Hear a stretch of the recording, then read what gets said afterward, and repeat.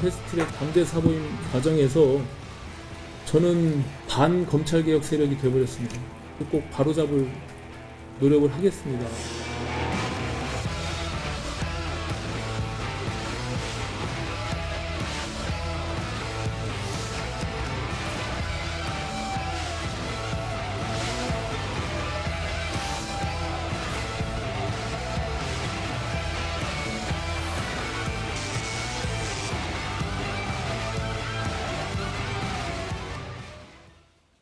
경기 포천 가평의 자유한국당 김영우 의원, 용인시청의 민주당 표창원 의원 자리했습니다. 어서 오십시오. 네, 안녕하세요. 안녕하세요.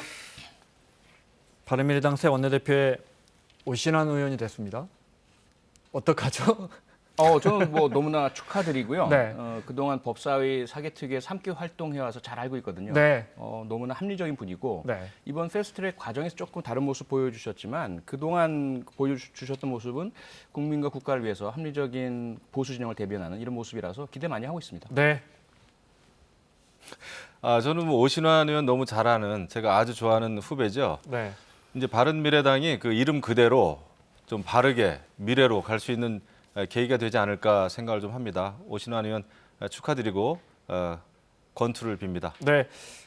구체적인 내용은 이 영상을 보면서 본 뒤에 질문 드리도록 하겠습니다. 이제 선거법 특히 공수처법 개정이 쉽지 않을 것 같은데. 자, 영상 보겠습니다. 네. 김관영 전 원내대표, 네, 또 오신환 신임 원내대표. 선거법 특히 공수처법을 놓고 사개특위 오신환 간사가 반대 의사를 밝히자 당내 갈등으로 결과에 번졌죠. 따라서 집행을 해야 될 책임도 또 원내대표에게 있는 겁니다. 이 당을 한쪽 방향으로 정해놓고 끌고 가는 그 저희가 무엇인지 김관영 원내대표는 반드시 책임져야 된다고 생각합니다. 결국 김관영 원내대표가 사개특위에서 오신환 간사를 빼고 최이배 의원으로 특위 간사를 바꿨죠. 이로 인해 당 갈등은 최고조에 달했고 우여곡절 끝에 패스트트랙의 선거법 등을 태웁니다. 그렇게 특위에서 쫓겨났던 오신환 의원이 이제 원내대표가 됐습니다. 기호 1번 오신환 후보자가 바른미래당 제3대 원내대표로 선출되었음을 선포합니다.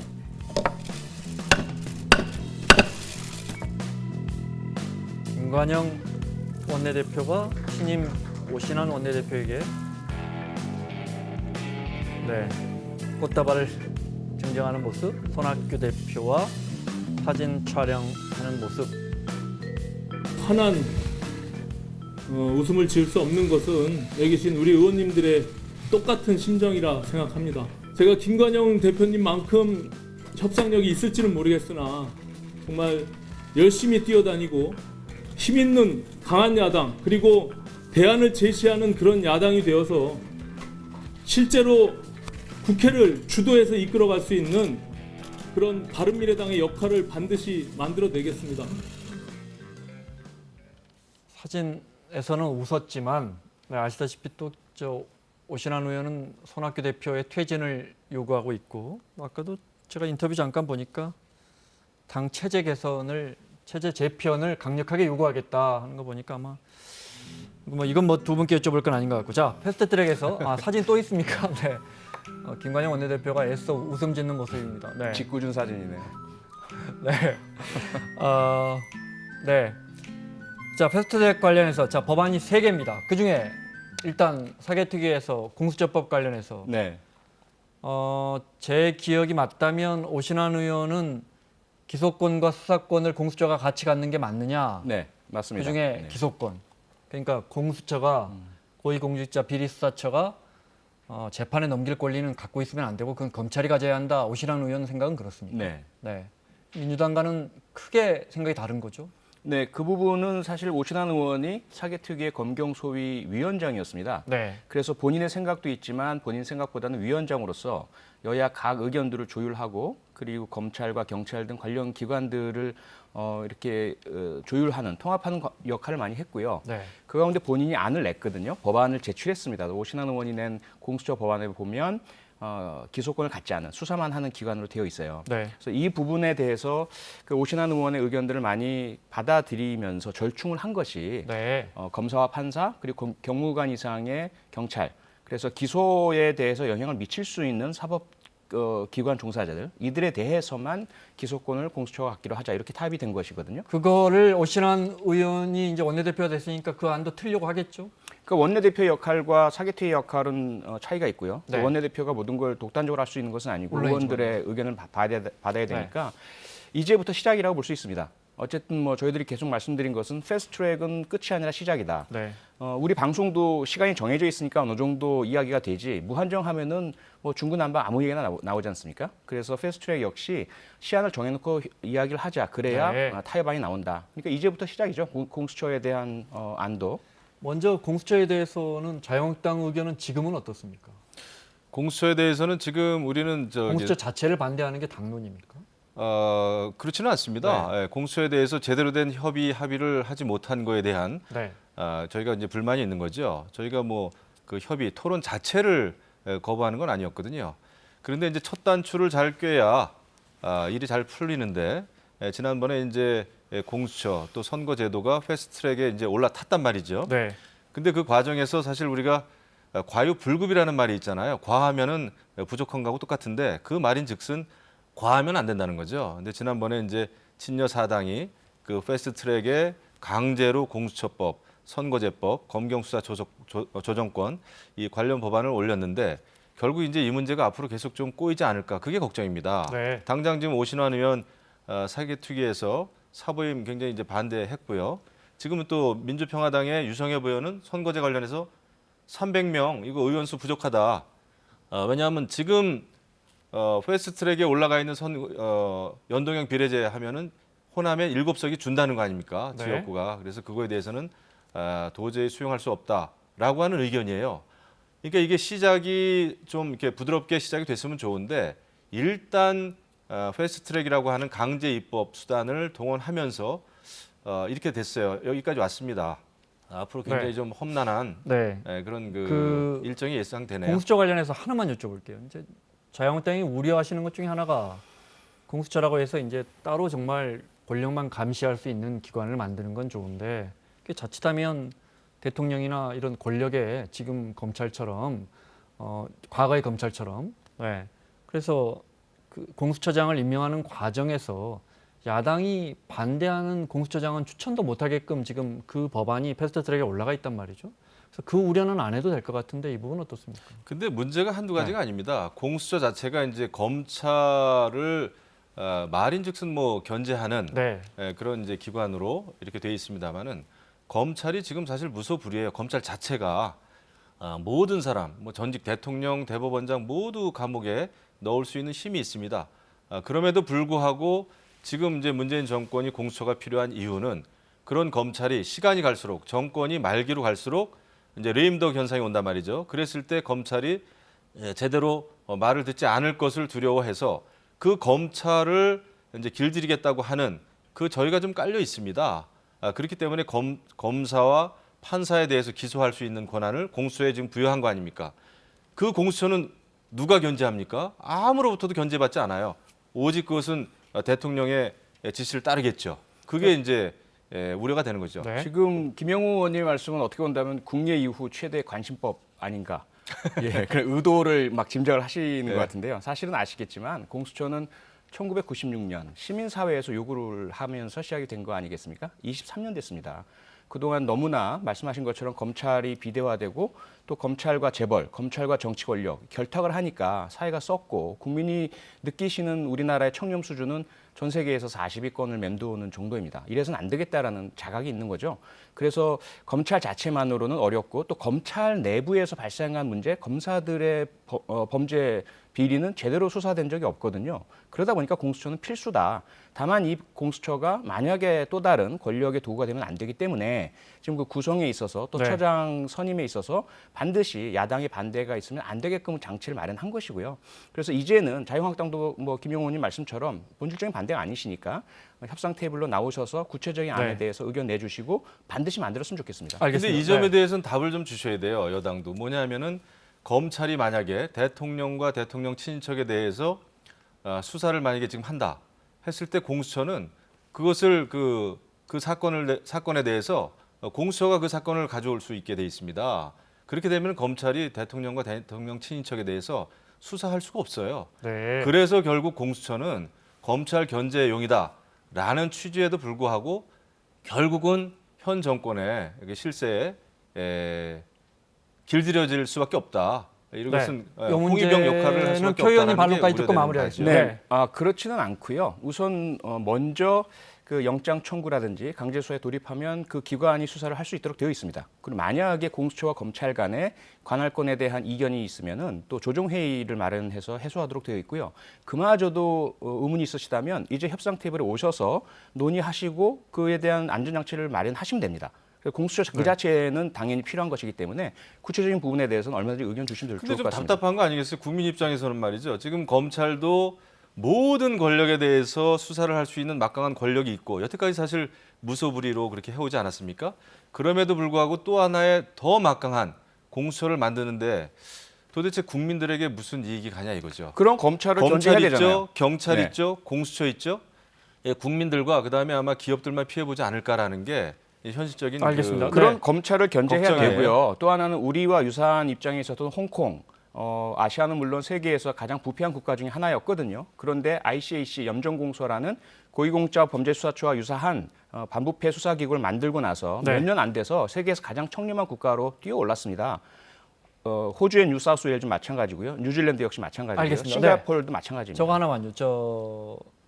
지금 패스트트랙에 올라가 있는 공수처법에 뭐 2개가 올라가 있는데 거기에 그 민주당이랑 처음에 애초에 백혜련 의원이 되신 건가요? 네, 거기 네. 보면 현직 대통령의 친인척도 수사 대상에 포함되어 있습니까? 네, 그렇습니다. 포함되어 포함되어 있습니다. 있습니다. 네. 네. 기소권이 없는 거죠. 네, 그런데 알겠습니다. 자, 공수처법은 그렇게 하고요. 선거법 관련해서 자유한국당은 의원 정수를 오히려 줄이자 이런 의견이 나오는데 이 과정에서 어렵게 타협해서 사당이 선거법에 비례의원 정족수를 늘리는 방향으로 해서 300석 그대로 하는 수로 해서 어렵게 타협해서 패스트트랙에 지정해 놨는데 민주평화당에서 유성엽 새 원내대표가 이런 이야기를 합니다. 들어보겠습니다. 50% 세비 감축을 21대 총선 공약으로 내세우고 한 50명 정도 늘렸으면 쓰겠어요. 그래도 훨씬 국회비는 더 줄어들거든요. 특권, 기득권도 더 내려가서 더 국민들한테 가까이 가는 국회의장이 되기 때문에 합의가 전제되는 거고 국민적으로 어느 정도 동의를 얻는 안이 숫자를 좀 약간 늘리면서 다 만족할 수 있으면서 실제로 그거는 국고가 더 들어가지 않는 그런 방법은 그냥 그날로 합의만 하면 쫙 사무처에서 준비된 게 있어요. 문희상 의장은 합의만 해와라. 어떤 안이든 합의만 해와라 이거예요. 논의를 하기 전에 두 분이 개인적 당론 말고요. 개인적으로 대한민국 국회의원은 300석인데 네. 몇 석이 좋겠다. 한번 패널에 잠깐 써보시죠. 숫자만. 개인적인 걸 여쭤보는 겁니다. 당론이 지금을 아니고. 말하는 거죠. 지금 국회. 네, 그렇죠. 예. 네네네. 미래가 아니고. 네. 네. 자, 다 쓰셨으면 하나, 둘, 셋 세워 보여주실래요? 그대로 가자. 이게 네.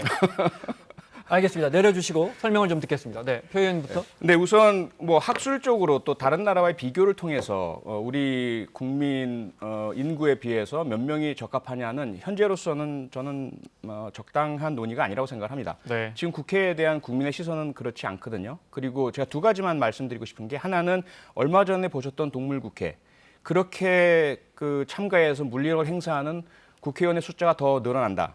국회 70명의 방언으로 도저히 국회 경호 질서 못 잡습니다. 두 번째 문제는요. 지금도 그 정족수 채우느라고 난리입니다. 그러니까 국회의원 수가 늘어나면 당연히 정족수가 늘어납니다. 네. 상임위, 법안심사소위, 본회의 이 세 개의 중요한 회의 때마다 정족수 채우려고 지금도 애쓰고 있는데 만약에 국회의원 숫자가 늘어난다. 이분들이 전부 국회가 아니라 자기 지역에 가서 다음 선거 당선을 위해서 지역 주민 행사 참여하고 이러고 계신단 말이죠. 이 현상이 앞으로도 더 심화될 것이다. 그래서 국회 운영의 정상화가 되고 한 명 한 명이 유럽이나 또는 뭐 선진국의 국회의원들처럼 제 역할을 할 수 있을 때가 될 때 또는 그렇게 할 수 있는 제도가 갖춰졌을 때 우리가 국회의원 정수가 지금보다 늘어나는 방법 논의할 수 있다. 이렇게 생각합니다. 국회의원 정수는 늘려야 하는데 지금은 시기상조다 이 말씀이신가요? 예, 그렇습니다. 사실 정치에 정답은 없을 거예요. 우리 대한민국 국회의원 숫자가 몇 명이 되는 게 좋겠다. 답하는 사람마다 다르겠죠. 네. 다만 우리는 국민이 원하는 정치 개혁이라는 입장에서 바라보는 것이 맞다. 지금 표창원 의원님 말씀에 저는 전적으로 동의합니다. 지금의 이런 상황에서 국회의원 숫자를 늘린다는 것은 굉장히 국민들의 마음에 찬물을 끼얹는다 생각을 하고요. 저는 그렇습니다. 300이라는 숫자를 적었습니다마는 비례대표를 없애든지 줄이든지 하고 지역구 의석수를 늘리는 게 맞다 이렇게 생각합니다. 저는 지역구 의원이죠. 지금 오늘도 어제도 뭐 그제도 계속 지역구 다녔습니다마는 20개 읍면을 돌아다니는데 서울의 지금 3배 면적이에요. 정말 벅찹니다. 하지만은 지역의 그 민생 얘기를 들어야 되지 않겠어요? 지역 주민들 만나야 되죠. 이렇게 지역 주민들의 의견을 우리가 들어서 또 우리가 입법에 또 반영을 해야 되는 거 아닙니까? 그러기 위해서는 지금 지역구 의원 숫자 가지고는 턱없이 부족하다. 그렇기 때문에 우리 당에서는 비례대표를 줄이되 지역구 의석수를 늘려서 270석으로 하는 게 좋겠다라는 네. 의견이 있었죠. 저는 300석 전원 지역구 의원으로 했으면 좋겠다라는 개인적인 의견을 네. 가져봅니다. 근데 우리 당론은 10% 줄이자는 게 당론이에요. 그래서 270석으로 하자라는 게 당론입니다. 자, 그 부분에 대해서 잠깐만 말씀드리고 네. 싶은 게 있는 게 뭐냐면 지금 권역별 연동형 비례대표제에서 말하는 비례대표는 전국구가 아니에요. 지역별 권역별입니다. 그래서 사실은 선출 방법이 다를 뿐이지 그 지역을 대표합니다. 그래서 오히려 지금 현재 지역구 의원 당연히 뭐 지역 구민을 대표하는 중요한 대표성도 있지만 다른 한편으로 보자면 그 지역 구민 중에서 자신에게 가깝고 영향을 미칠 수 있는 분들에게만 다가가고 그분들의 소리만 듣고 그분들에게 유리한 그런 예산을 따내고 혹은 입법을 하기 위해서 조금은 전국 이 헌법에 나와 있는 국회의원의 임무 있지 않습니까? 국가와 국민 전체를 위해서 봉사해야 된다라는 헌법상의 의무를 저버리고 국민이나 국가에는 이롭지 않은데 그 해당되는 소수에게만 이로운 그러한 역할을 하는 분들도 많이 계시거든요. 그래서 이 연동형 비례대표제라고 해서 지역별의 대표성이 없어지는 게 절대로 아니다라는 네. 거. 이 부분 꼭 좀 말씀드리고 근데 싶습니다. 지금 알겠습니다. 연동형 비례제에서 얘기하는 그 지역별 비례대는 아주 광역입니다. 저처럼 경기도의 어떤 포천, 가평 특정한 지역을 대표하는 분들이 아니기 때문에 지역민들하고의 어떤 그 심도 있는 간담회라든지 지역 주민들의 의견을 잘 특정 지역을 청취하기가 대표하기는 쉽지 않다. 그럼요. 이거는 네. 큰 권역별이에요. 네. 뭐 호남 아니면 뭐 경북, 5개 또 권역입니다. 부산, 뭐 여섯 여섯 개 권역. 권역으로 여섯 개 나누는 권역. 그래서 네. 그것은 네. 저는 어떤 지역 주민의 네. 그런 지역구 선거구 주민의 의견을 전달하기에는 적절치 않은 제도다 이렇게 생각하죠. 각 정당이 권역별로 자신들의 비례 의석을 확보하려면 구석구석으로 파고들어야 됩니다. 그래서 어쩔 수 없이 그 6개 권역이라 하더라도 그 권역 내에 작은 시, 군구, 읍단위, 면단위까지 갈 수밖에 없습니다. 네. 자, 알겠습니다. 원내 부대표 되셨더라고요. 네, 축하드립니다. 고맙습니다. 아직 도당 위원장이시고요. 저는 경기도당위원장 하고 도당 있습니다. 위원장이면 다음 총선 때 좀 공천 때 다른 의원들에 영향을 좀 주십니까? 뭐 영향이라보다는 도와드려야죠. 왜냐하면은 우리 경기도만 해도 60개 당협이거든요. 네. 전국에서 제일 많은 당협 숫자죠. 그러니까 60명의 국회의원을 뽑는 그 지역이기 때문에 제가 이제 거기 열심히 저 해야 되죠. 위원장이니까 네, 위원장이니까 열심히 좀 해야 힘이 되죠. 있으실 거 아니에요. 아니 뭐 힘 있는 자리가 아니라 봉사하는 자리라고 생각합니다. 저보다 훨씬 높은 자리십니다. 네. 자, 영상 하나 준비했습니다. 표창원 의원의 영상인데요. 네. 지금 전 세계 수십억 축구인들의 눈은 메시와 호날두가 아니고요. 대한민국 축구선수 손흥민의 발끝에 모아져 있습니다. 또 전 세계 수억 명의 야구인들, 야구 팬들의 눈 역시 류현진 투수의 일거수일투족을 경탄과 그리고 존경의 눈으로 쳐다보고 있습니다. 전 지구인 대부분이 일상의 피로와 스트레스를 BTS 방탄소년단의 춤과 노래로 풀고 있고요. 힘들고 어려운 한도 녹여내고 있습니다. 정치만 잘하면 된다고 생각을 합니다. 정치는 이 모든 대한민국 국민들의 노력을 갉아먹고 깎아먹고 있는 모습인 것 같아서 무척 죄송스럽고 무척 참담한 심정입니다. 표창원 의원님 좋으시겠습니다. 이렇게 특별한 편지까지 해주시고 다음에 저도 한번 해주세요. 네, 준비하겠습니다. 네. 국회가 잘 못하잖아요. 네, 네. 그 진짜 못합니다. 네. 그 원인이 뭘까요? 네. 이렇게 질문을 드려볼까요? 네. 국회가 사실상 지금 뭐 마비 상태인데 혹시 민주당 안에서 네. 이런 의견은 없습니까? 지금 뭐든 줘서 빨리 들어오게 해야지 뭐 이런 의견은 없습니까? 그런 의견도 분명히 있고요. 그리고 특히 신임 이인영 원내대표, 네. 이원욱 수석 부대표 같은 경우에는 어쨌든 나경원 원내대표님 만나 뵙고 짜장면도 같이 드시면서 많은 네. 이제 말씀드리고 있고, 그리고 우리 당내 또는 지지자나 당원들이 가지고 계신 그런 어떤 좀 강한 요구, 주장 이런 부분들을 조금 완화시켜 드리면서 또 국회 정상화를 위해서 자유한국당 제1야당 우리의 파트너니까 함께 좀 화합과 상생 또 협치의 분위기를 만들자 이런 네. 목소리 꽤 많이 있습니다. 예를 들어 1대1 황교안 대표와 1대1 회담은 왜 못하는가 이런 의견을 갖고 계신 분도 있습니까? 네. 제가 여쭤보는 건 아 내부에서요? 이 큰 정당에서 왜 이견이 나오지 않느냐는 거죠. 이 큰 민주정당에서. 네. 뭐 저희들이 이제 잘 아시지만 아픈 과거들이 있습니다. 이견이 너무 밖으로 많이 표출되다 보니까 내부 총질이다 이런 얘기도 나오고요. 네. 그리고 뭐 4분 오열된다. 그리고 진보는 분열로 망한다.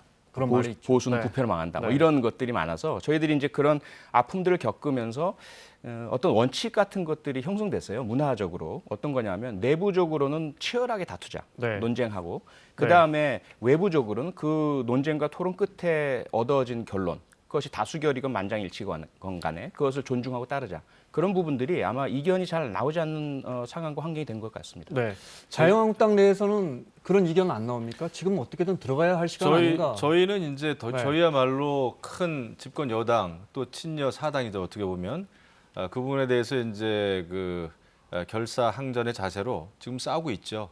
왜냐하면 이제 얼마 전에 있었던 뭐 패스트트랙도 그렇고요. 근데 지금 이제 정치 개혁 말씀 좀 하셨는데 제가 볼 때는 그렇습니다. 제 경험상 이렇게 보면 지금 정치 과잉이에요. 기업도 살림이 어렵고 기업이 어려우면 구조조정 먼저 하거든요. 군살 제거부터 해야 됩니다. 그런데 지금은 정치권이 너무 큰 욕심을 버리는 것이 저는 문제의 근원이다 생각합니다.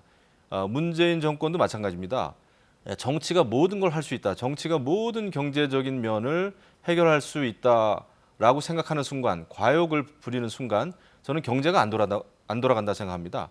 정치도 마찬가지죠. 국민들의 모든 생활, 국민을 구원할 수 있다라고 과욕을 가지면은 저는 경제도 안 되고 다른 것도 안 된다고 생각해요. 그런데 지금 정부 여당도 마찬가지고 우리 야당도 뭐 그런 측면이 있겠습니다만은 우리는 또 대한정당, 수권정당이 돼야 되니까. 네. 하지만 정치가 욕심을 좀 버리고 네. 우리가 할 수 있는 일을 해야 된다고 봐요. 그렇지 않으면 계속해서 정치가 파퓰리즘으로 가고요.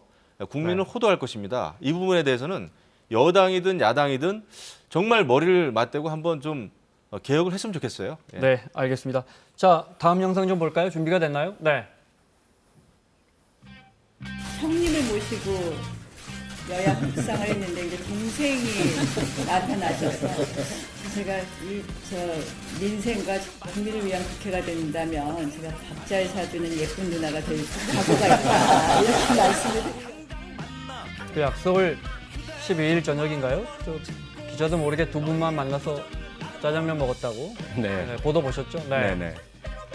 짜장면만 사줬다. 탕수육은 안 사줬다 말도 있고요. 네. 3시간 드셨다고 하더라고요. 네. 짜장면은. 아, 이야기 많이 했군요. 네. 나경원 원내대표 정당에 이야기 좀 대해서 들어볼까요? 논의를 했고 이인영 대표께서는 선거법이라든지 공수처법이라든지 지금 현재 패스트트랙에 대해서 어떻게 생각하시는지 허심탄회하게 이야기를 나누는 그런 시간이었습니다. 저기 황교안 대표와의 1대1 대담 말고 여야정 협의체 요거는 자유한국당 주장처럼 교섭단체만 3당만 만나는 쪽으로 민주당은 생각도 하고 있는데 청와대가 강경하다. 혹시 이 분석이 맞습니까?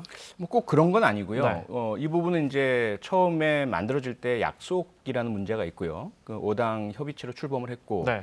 그 다음에 다른 두 당의 입장이 또 있지 않습니까? 물론 이제 원내 교섭단체냐 아니냐의 구분은 있을 수는 있겠지만 네. 처음 5당이 함께 협의를 하고 또 하나는 원내에서의 그러니까 국회 안에서의 문제라면 교섭단체라는 걸 기준으로 할 수가 있겠지만 이건 국정이란 말이죠. 국가 전체의 문제이다 보니까 네. 현재 원내에 들어와 있는 정당 모두를 그중에 어떤 정당을 소외시킬 수가 없는 부분이 있습니다. 그래서 그 곤혹스러운 부분들이 뭐 저희나 청와대나 같이 갖고 있고요. 다만 이 부분을 그래도 이제 자유한국당이나 그 교섭단체의 같은 요청이기 때문에 저희가 무겁게 받아들이고 있고 네. 어떻게 지혜롭게 이것을 풀어나갈 수 있나 그 해법을 좀 찾고 있습니다.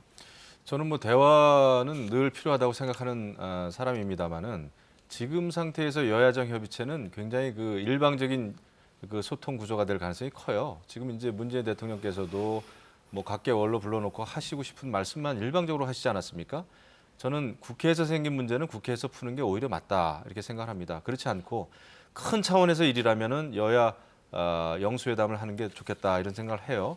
물론 야당 의원 의석수가 얼마 안 되기 때문에 무시하자 이런 얘기가 아니라 그래도 국회에서 생기는 문제는 여야 간에 좀 풀었으면 좋겠고요. 그리고 저는 여야정 협의체가 중요한 것이 아니라 신뢰가 지금 필요한 것이거든요. 그래서 회의하기 전에 뭐 나경원 또 이인영 원내대표끼리 이제 짜장면 먹었다 그러는데 그런 게 좀 필요합니다. 솔직히 최근에 이원욱 민주당 그 원내 수석 부대표께서 임명되시고 나서 저한테 전화를 주셨더라고요. 전 굉장히 고맙게 생각했습니다. 예, 그렇게 정치를 해야 되겠죠. 그래서 지금 이런 어떤 틀에 박힌 회의체보다는 사전에 물밑 작업을 많이 하셔야 여야정 협의체가 돼도 잘 될 거예요. 알겠습니다. 저 하여튼 여야가 짜장면 많이 먹었으면 좋겠습니다. 네. 논란의 영상 준비했는데 보겠습니다. 네. 지난 11일 대구에서 환경미화 체험에 나선 황교안 대표인데요. 공소선 해보셨어요? 몇 번 해봤습니다. 새벽 4시야. 들어오는 시간에 가서 인사하고. 노영 의원이네? 네. 같이 가셨어요? 네. 저렇게 미화원 분들과 쓰레기도 함께 치우고, 네.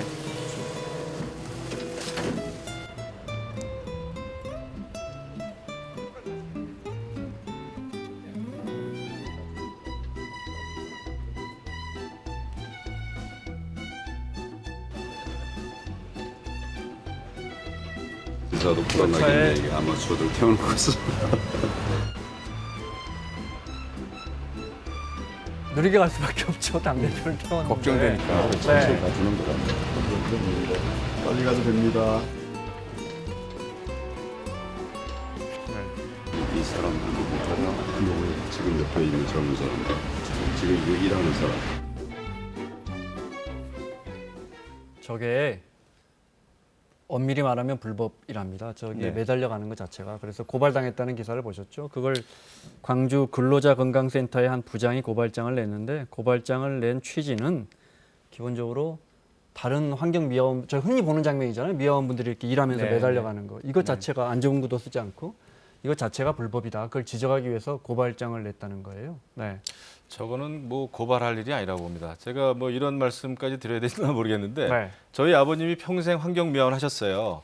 네, 저런 차 뒤에 매달리셔서 다니셨습니다. 네. 그리고 지금 전국에 있는 환경미화원들도 길거리에 있는 많은 그 쓰레기 봉투를 수거하는데 저 방법밖에 사실은 없어요.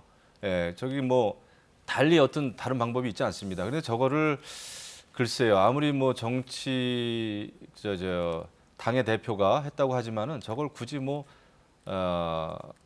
범죄 행위로까지 이렇게 해서 고발할 일인가? 그러면 전국에 있는 그 수많은 환경미화원들이 다 범법자가 되는 거예요. 그러니까 그거야말로 현실을 모르는 이 환경을 고치죠. 고치자는 의미에서 고발한 것 같아요. 그렇죠. 네. 고발할 일이 아니죠. 아니요, 근데 좀 사연이 있는데요. 그 의원님도 아마 사연 아시면 조금 조심스럽게 말씀하실 것 같아요. 왜 고발하신 분이 어떤 분이시냐면 환경미화원 중에 폐암 걸리신 분이 계세요. 근데 그 폐암 걸리신 분이 직무와 관련이 있다는 걸 입증하기 위해서 참 어렵지 않습니까? 많은 노력을 하신 분이에요. 그런데 그 입증 방법 중에 하나가 지금 저러한 불법적인 차량 뒤에서 매연 마시고 쓰레기에서 나오는 먼지 마시면서 계속해서 새벽부터 일을 했기 때문에 폐암에 걸렸다라는 것을 입증해서 결국 입증이 이루어졌어요. 산업재해 인정을 받았습니다. 그렇게 노력하신 분이기 때문에 이러한 문제들을 자유한국당도 좀 알아줬으면 좋겠다. 그래서 이렇게 환경미화원 생각해 주시고 함께 고생하시는 건 얼마나 고맙습니까? 하지만 조금 더 내부를 들여다보셨으면 아마도 이것이 불법일 뿐더러 이건 고쳐져야 할 부분이라는 것을 아시지 않았을까? 그런 그 많은 부분에 거예요. 딱한 사정이 있다는 거는 뭐 알고 있습니다만은 이것을 뭐 야당의 당대표가 한 일에 대해서 이것을 이제 고발하는 것이 과연 좋겠는가 이런 생각을 합니다. 그런 게 있으면 우리가 다른 방법을 좀 활용해서 구조적인 문제니까요. 그렇게 해야지 이렇게 하면은 네. 여야 간의 정치권의 갈등 또 갈등 조장 이런 쪽으로 자꾸 가지 않겠어요. 그래서 물론 우리는 환경미화원들의 그런 그 처우 개선 문제라든지 이런 거에 대해서는 뭐 저도 정말 그 관심이 많고 관련 법안도 또 낸 적이 있어요. 그래서 아무튼 좀 복잡한 문제입니다만은 마무리해야 되는데 정치적으로 싸울 문제는 아니다 생각을 해요. 그 말씀은 알겠습니다. 근데 만약에 지금 뭐 민주당도 민생 투어 시작한다고 오늘 하던데 뭐 비단 황교안 대표뿐 아니라 저런 자리 가서 저렇게 뭐 체험하고 뭐 보여주는 건 좋은데 오히려 저런 자리 가면 진짜 안전 문제라든지 처우 문제라든지 비정규직 문제라든지 이런 걸 좀 더 깊이 들어봤으면 저렇게 보여주는 것보다 이런 건 어떻습니까? 그러니까 저는 그렇게 봅니다. 네. 정치권에서 이제 민생 투어라고 해서 민생 현장 많이 다니지 않습니까? 네. 그건 뭐 대통령도 가시고 대통령께서 물론입니다. 시장에 네. 가서 떡볶이도 드시고 오뎅도 드시고 네. 그런데 이제 그런 것도 중요하고 하지만 표창원 의원님 말씀 맞다나 그분들이 느끼고 있는 현실적인 어려움에 대한 그런 그 구체적인 그 대안이라든지 네. 정책 간담회도 곁들이면 좋겠다라는 그 바람을 가져보고요. 네. 다만 민생 현장을 저렇게 다니고 하는 것은 정치인으로서는 굉장히 필요한 일이에요. 중요한 일이고 저거 자체를 가짜 민생 체험이다 이렇게 그냥 그 폄훼할 일은 절대 아닙니다. 여야 뭐 다 마찬가지라고 생각을 합니다. 그동안 어쨌든 정치인들 입장, 정당 입장에서는 진정성이라고 하지만 힘들고 어렵고 많은 문제가 있으신 현장에 계시는 서민 입장에서는 또 왔네 이러실 수 있어요. 그리고 저건 쇼네, 퍼포먼스네, 뭐 여야 모두 마찬가지입니다. 그런 마음들은 우리가 충분히 받아들여야 된다고 생각을 하고요. 그래서 앞으로는 조금 더 달라진 모습. 그래서 뭐 당 대표나 이런 실제로 가시는 그 정치인들보다는 실제로 준비하시는 분들께서 조금만 더 현장의 목소리를 먼저 들으시고 그리고 가급적이면 보여주기 위한 것이다라는 것보다는 진정하게 문제를 듣고 해결해 드리는 그런 역할이다라는 것이 더 다가갈 수 있도록 그런 노력은 저희도 마찬가지로 해야 될 것 같습니다. 뭐 두 분도 또 내년 그러면, 총선에 얼마나 많은 민생을 체험하시겠어요. 네. 자, 자유한국당 김용우 의원, 민주당 표창원 의원과 함께했습니다. 다음 주에 뵙겠습니다. 고맙습니다. 감사합니다.